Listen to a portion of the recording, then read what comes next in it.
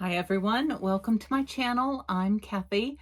So this is part 3 of the new series, Bible verses, or I should say common sayings that come from the Bible. So this one is a drop in the bucket. So this is from Isaiah 40:15. So I will read that.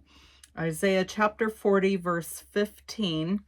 Behold, the nations are as a drop of a bucket, and are counted as the small dust of the balance. Behold, he taketh up the isles as a very little thing. Okay, so have you guys heard that saying? Have you used it? I know I've heard it many times. I've probably used it. So it is pretty common, I believe.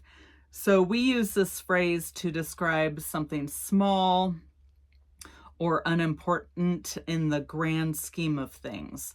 So, maybe if you're working on a big project and you get a tiny bit done, maybe your coworker or someone or yourself just says, oh, that's just a drop in the bucket. I still have so much more to do. Yeah, I mean, there's tons of examples. So with Isaiah, he was describing God's incomparable greatness and was comforting Israel. So he was reminding them that their troubles were small in God's eyes, and he was more than capable of helping them. So I guess in my mind, I was thinking about different situations where we might say it.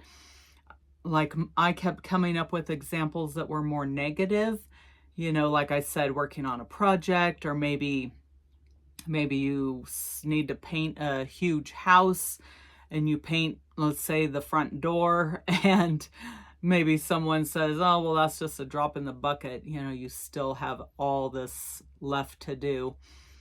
And other examples, they just seem to be negative in my mind.